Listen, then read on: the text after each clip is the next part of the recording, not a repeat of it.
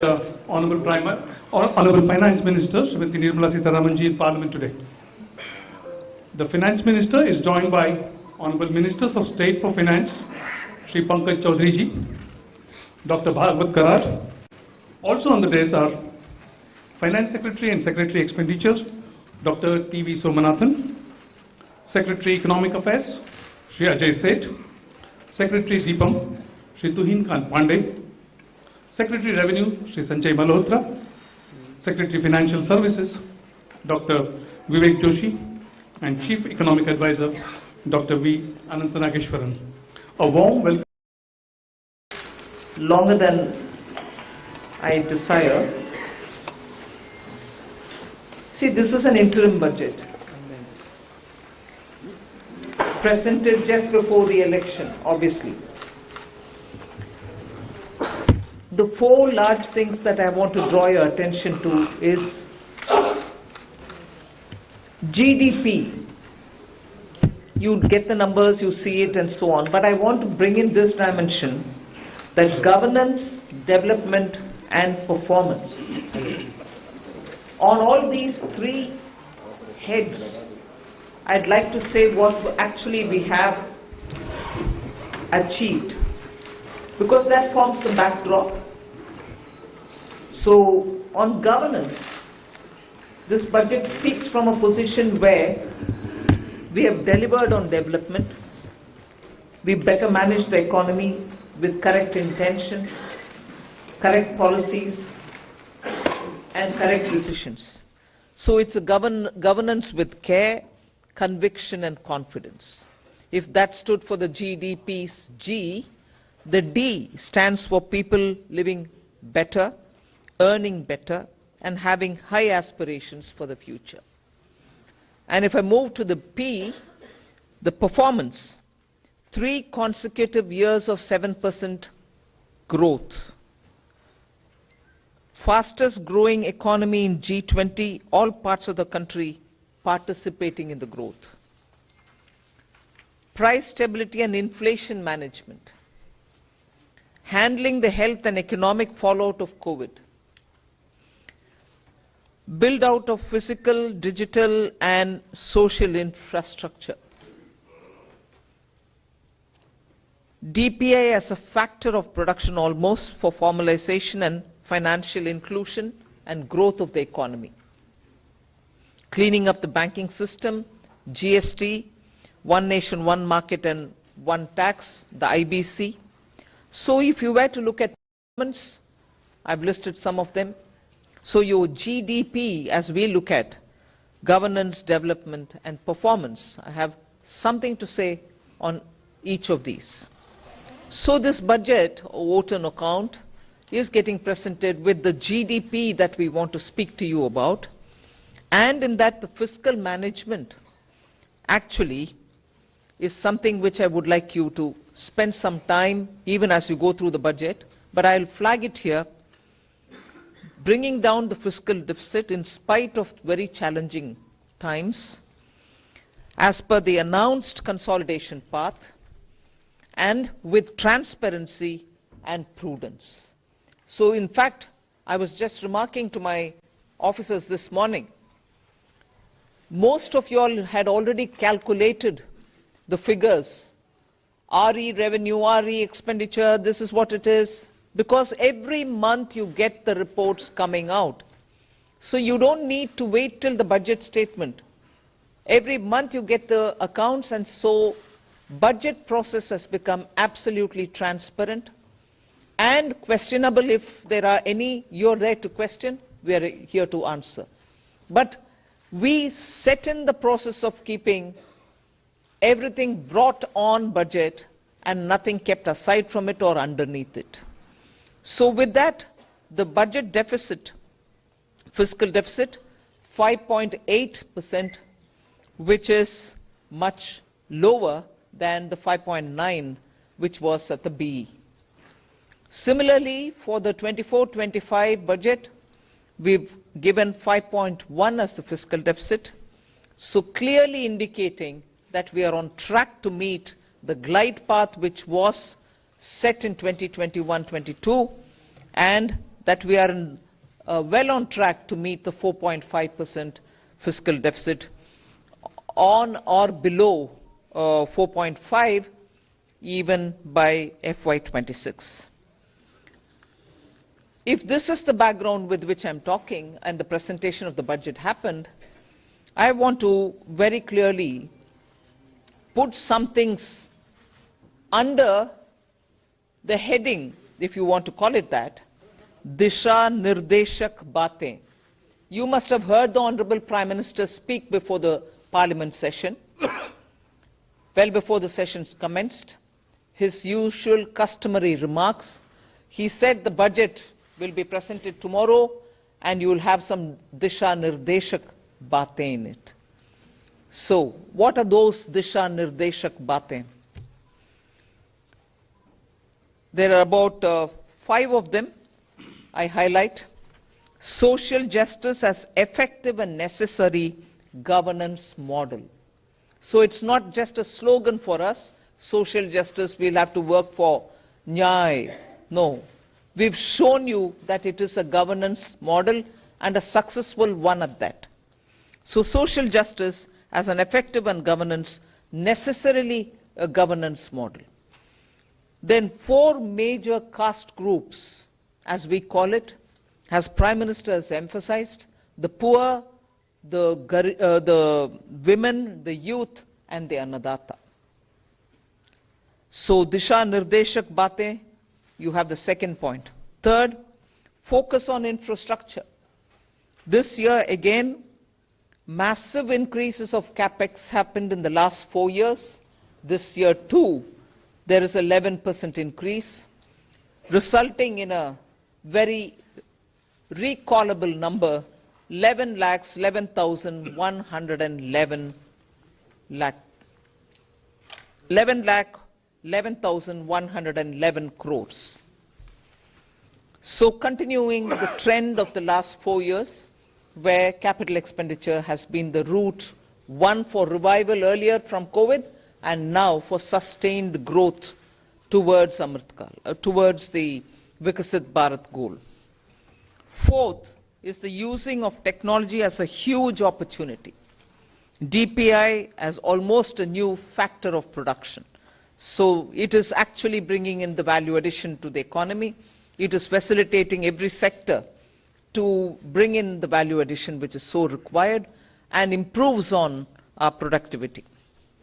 And the last Disha Nirdeshak Baatein is high-powered committee for extensive consideration of challenges arising from population growth and demographic challenges.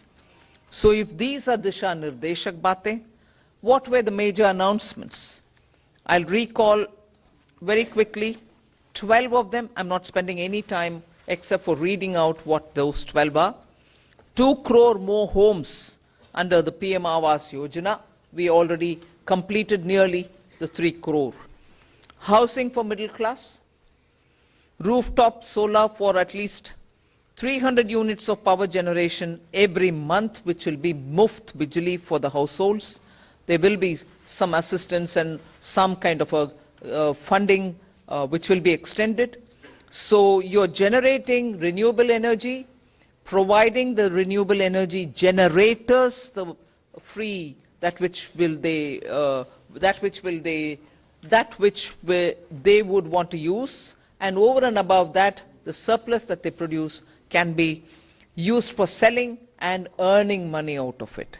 Enhancement of target for Lakpati Didi from 2 crore women to 3 crore women. Preparing and empowering the MSMEs to grow and compete globally. Aligning regulatory environment for them.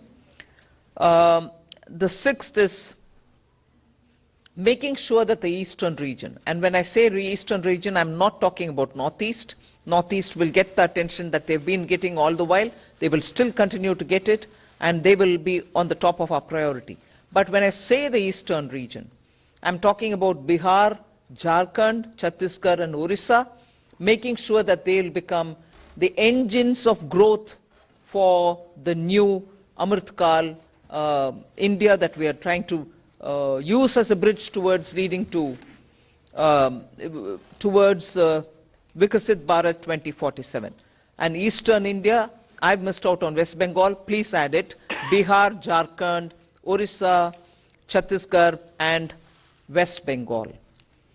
Next generation reforms will be carried on, building consensus with states and stakeholders for reform, perform, transform. 3 major corridors which are programs for railways, for logistics efficiency, and they have been explained.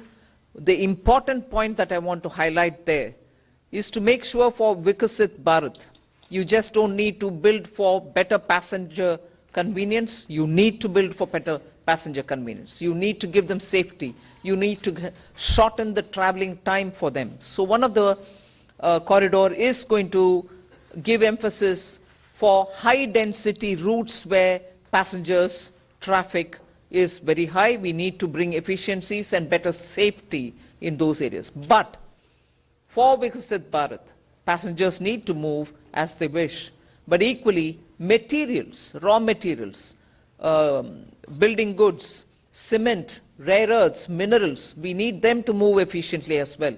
So the corridor will take care of that as well. So the synergy between movement of people and movement of goods is what is being highlighted in the 3 corridors that we're talking about. Ninth announcement, that is urbanization, looking at metro and Namo Bharat.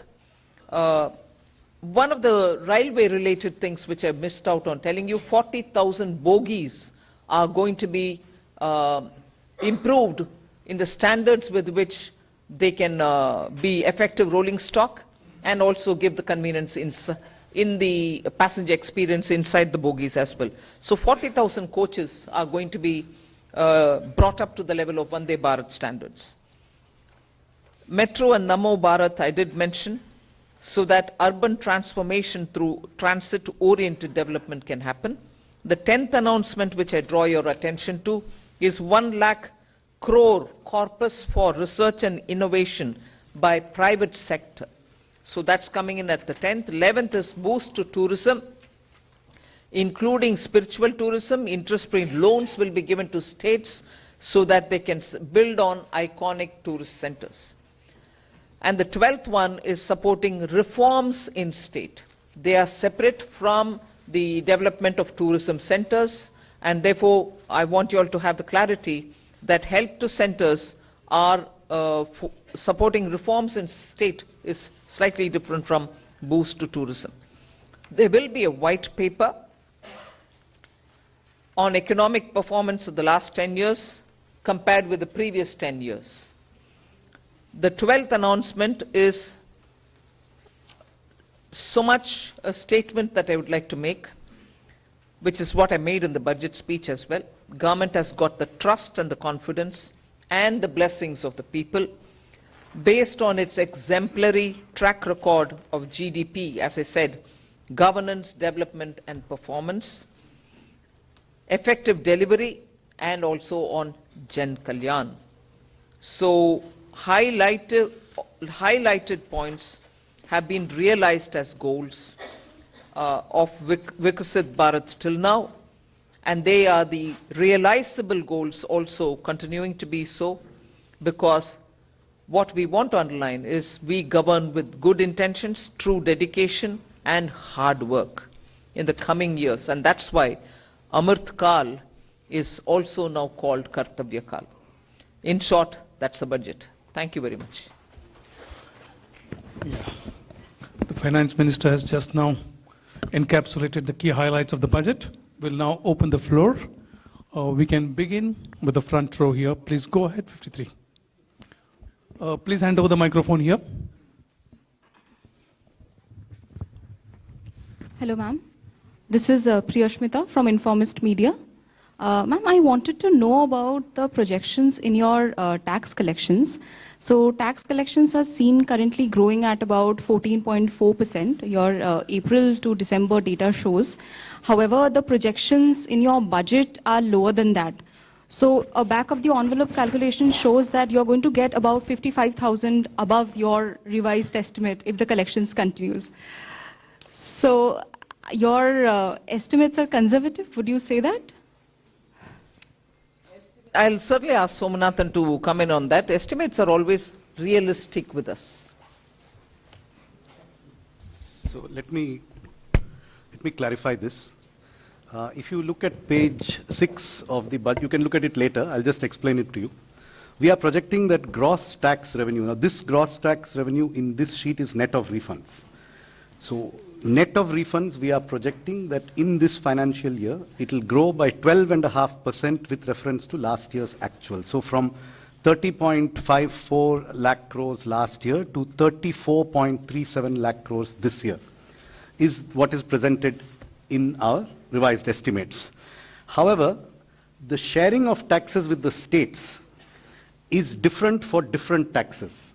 Not all taxes are shareable in the same ratios. What has happened this year, if you look at the number, and they are given on page 6, union excise duties have actually shrunk. They have not increased. Most other taxes have grown at, as you say, 14%, etc. Union excise duties have grown minus 5%.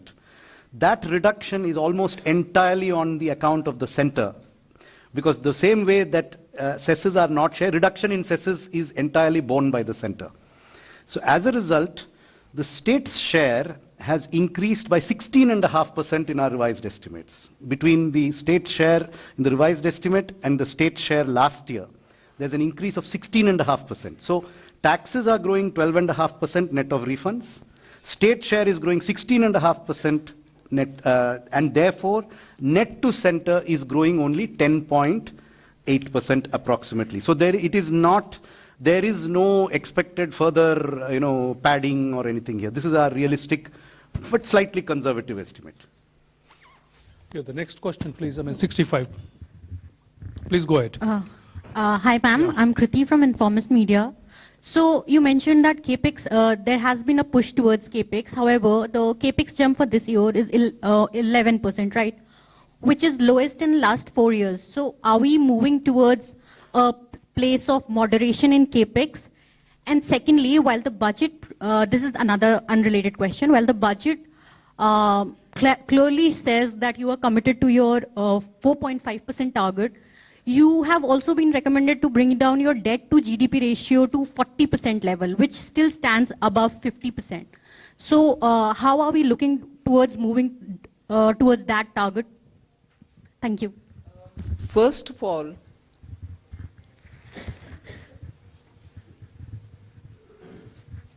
I'm on the second, your second bit was on the debt to GDP. What was your first one on? CAPEX. 11% growth in CAPEX. You've got used to about 30%, 23% from a low base. And today 11% on a high base appears low. Informist. 11 lakh crores going for capital expenditure. And you're seeing also that the private sector is coming in with their investments. So one has to have a clear understanding that when the government wants to spend through capital investment, it can be for one, triggering the economy so that private sector also comes in. At a time when private sector didn't come in, we still fully came in. Now we are seeing also signs of private sector also coming in. So it's only natural for two reasons, therefore, for you to look at. One, on what base are you saying 11% is less? Growth it is. And second, please do look up if private sector is coming in or not. Does that answer you? Yeah. The next question, we'll take it. Wait. Still? On your 40% of, first of all, that was a figure that was set before COVID. Its relevance today is something that has to be looked at completely afresh. And in fact, in 21-22, the finance minister had set out a particular fiscal consolidation glide path, which is the post-COVID glide path. I would only point out that today India's debt to GDP ratio is one of the lowest in the G20 apart from other countries. So we have to look at things in today's context, not based on a historical relic of a report which was prepared long ago before COVID happened. Yeah. And again, our external debt also is something which you should notice is never been high, not high even now. Yeah, second row, I would request you to confine to one question, please, because there are many questions coming up. Yeah, thank you very much. Please go ahead.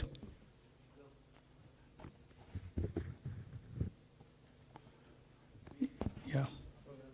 दूसरा दे दीजिए. Give this another नमस्कार mic. Ma'am, आलोक प्रियदर्शी हूँ मैं CNBC आवाज से.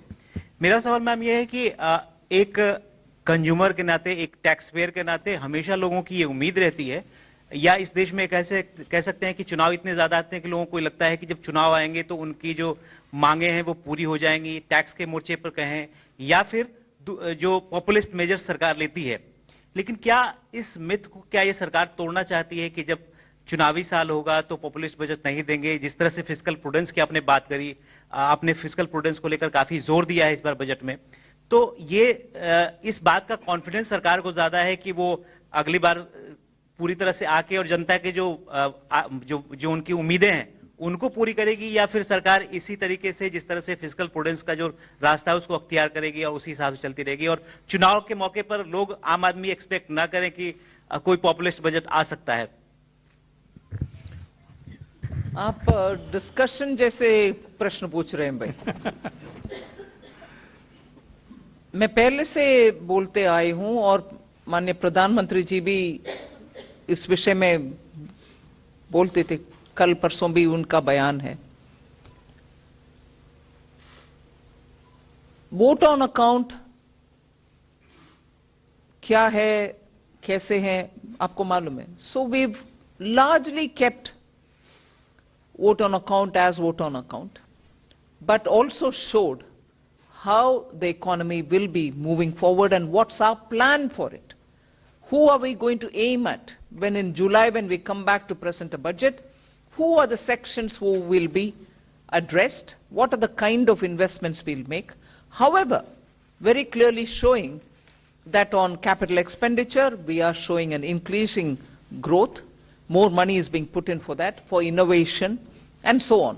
So announcements भी है, ये नहीं है कि वोट ऑन अकाउंट है इसमें कुछ और नहीं है. Announcements है, दिशा निर्देशक बातें भी है. So vote on account and interim budget को कैसे, किस हद तक उपयोग कर सकते हैं, और वो भी कॉन्फिडेंस सरकार, उस हद तक हमने यूज ही किया है. Yeah, Z Business, and after that you hand over the microphone to your right. Yeah.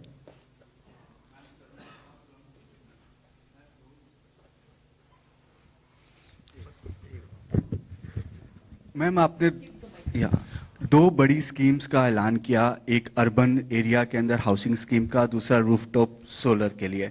Ma'am, इसका बजट एलोकेशन कितना है? एक सवाल. दूसरा सवाल मैं मैम पूछना चाहूंगा डाइवेस्टमेंट के ऊपर. मैम, पिछली बार 51,000 करोड़ का टारगेट था, वो टारगेट नहीं मीट हो पाया. इस बार बजट में ये नहीं मिल पाया कि कितना टारगेट अगली बार के लिए रखा गया है, और ऐसे टाइम पे टारगेट नहीं पूरा हो पा रहा है जब मार्केट, इक्विटी मार्केट बहुत अच्छा परफॉर्म कर रहा है.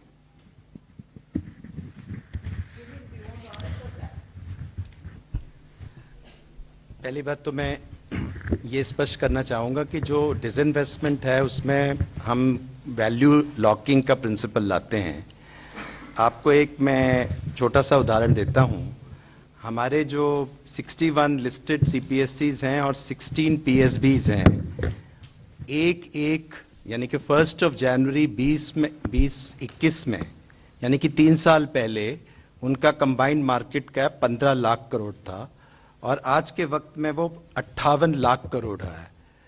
तो हमने 42 लाख करोड़ की वेल्थ क्रिएट की है पब्लिक सेक्टर में, और उसको माइनॉरिटी शेयर होल्डर्स जो उसमें हैं उन सबके साथ उनकी वेल्थ शेयर हुई है. तो आप वेल्थ इफेक्ट नहीं देख रहे हैं, आप सिर्फ उसमें से वेल्थ में से हम क्या निकाल रहे हैं, लेकिन वो जो वेल्थ जनरेट करना भी इक्वली इंपॉर्टेंट है.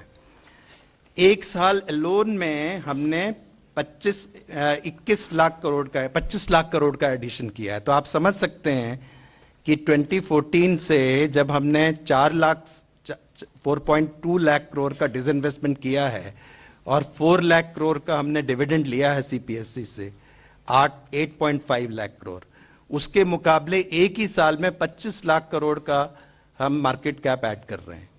तो ये जो वैल्यू अनलॉकिंग स्टोरी, इसका मतलब ये है कि आपको डिसइन्वेस्टमेंट करना है तो वेल्थ भी इंप्रूव करनी है, शेयर की वैल्यू भी लेनी है, और तब डिसइन्वेस्टमेंट कैलिब्रेटेड वे से करना है। इसलिए सरकार ने डिसइन्वेस्टमेंट का एक तो हमने कोई फिक्स टारगेट भी इसे नहीं रखा है। हमने ये कहा है कि हम एक अदर रिसीट्स में एसेट मोनेटाइजेशन हो, डिसइन्वेस्टमेंट हो, वो सब जाते हैं। और दूसरा रिसीट का एक इश्यू है कि हम कभी भी यदि हमें अपॉर्चुनिटी मिलेगी इससे ज्यादा भी कर सकते हैं, लेकिन एक उसको फिक्स्ड मार्केट सिग्नल ये देना कि हम शेयर बेचेंगे ही बेचेंगे, इसी प्राइस पे बेचेंगे, उसके कारण उसका प्रतिकूल असर मार्केट में पड़ता है। इसलिए जो हमारा वो है, अर्थ ये है कि हमारा जो रेवेन्यू है, और दूसरी हमने इंपॉर्टेंट स्ट्रैटेजी है कि डिसइन्वेस्टमेंट और डिविडेंड ये दोनों ऑपोजिट डायरेक्शन में हैं। जब हम कंबाइंड कह रहे हैं हम 92,000 करेंगे तो कंबाइंड आप देखिए, और non tax revenue is the biggest story. लगभग 75,000 करोड़ का नॉन टैक्स रेवेन्यू ऐड हो रहा है और हाईएस्ट ग्रोथ उसमें ही है। और अब लगभग 1 लाख करोड़ जो है, यदि आप बजट से देखें और नेक्स्ट बजट में देखें तो 1 लाख करोड़ का नॉन टैक्स रेवेन्यू हम ऐड कर रहे हैं।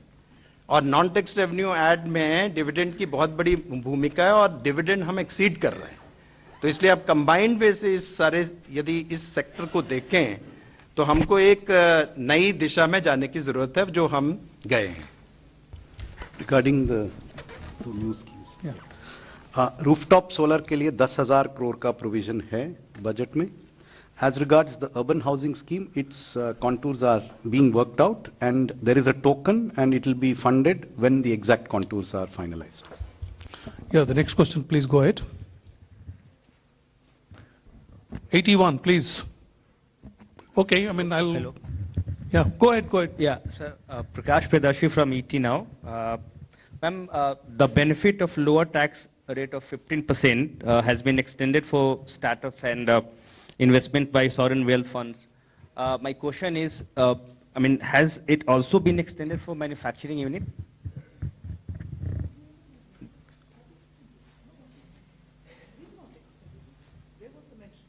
No, I'm asking, I'm seeking clarity. No. Thank you. Yeah, Bloomberg, Ruchi. Ma'am, some of the rating agencies have said that they will take a call on a ratings upgrade for India only after the next budget. But given that this budget of yours, you did say that it has been transparent, you've maintained the path of fiscal prudence as well. What will be your message for rating agencies? Not only aligning with the fiscal consolidation roadmap that we gave earlier, but bettering it. Is that one simple, straightforward message which every rating agency should take on board? Should take on board. Ma'am. Yeah, please go ahead. Yeah. Sapna here from CNBC TV 18. Ma'am, two questions. One very broad, generic. Excellent work in terms of fiscal consolidation. Just want to understand, is it slightly ambitious to have a 5.1 number right away in the interim budget? I mean, broadly expectation was July budget, you know, you will start kind of... No, I don't mean that. No, I don't mean that, but just try to understand, like in 2 years, you'll be able to do below 4.5%. Very broad understanding, ma'am. One is that. Second, ma'am, you're talking about next generation reforms. Within that context, the government has had a, a massive privatization agenda. There doesn't seem to be, any mention of that as of now. Just heard to him. Sapna, you're asking the same thing. No, but... You went elaborately on it. But will you still be sticking to it? Just broadly wanted to understand.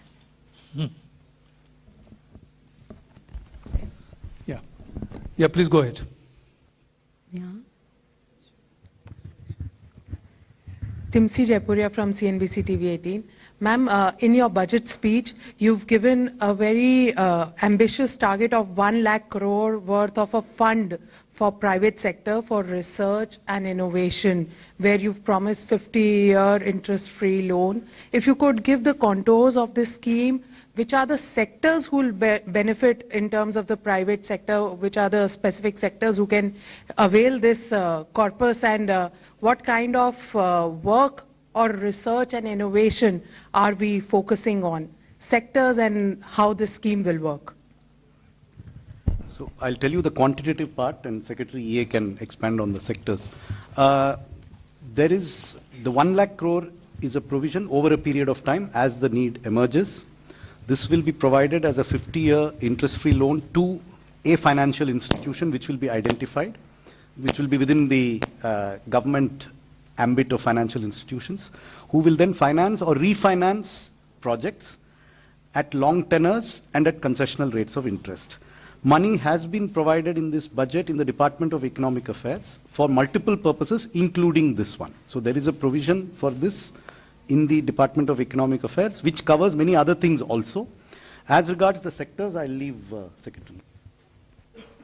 See, as announced in the budget speech, these are the sunrise sectors. And what is the economic logic behind it? These are the innovations and research. Investments are needed today, and the private sector, the returns will come couple of years down the road. And those couple of years can be 4 years, 5 years, 10 years. For some investments, it can be even longer. So it will not be commercially viable for private sector to invest if it were to be a commercial money for them. So this is what the fund will help them. Clear identification of those sunrise sectors will be through a stakeholder process. Yeah, business line. Namaskar, ma'am. Shishir here. Just two clarity, ma'am. One is about the TCS. Some changes have been made in the TCS on the LRS. So what are those changes? There is not much clarity because explanatory memorandum is not there. And the second part is the housing scheme. Will it be just like an interest subvention scheme, or what will be the contour of that? So you are aware that, sometime I think last year, maybe in June or July, there was a press release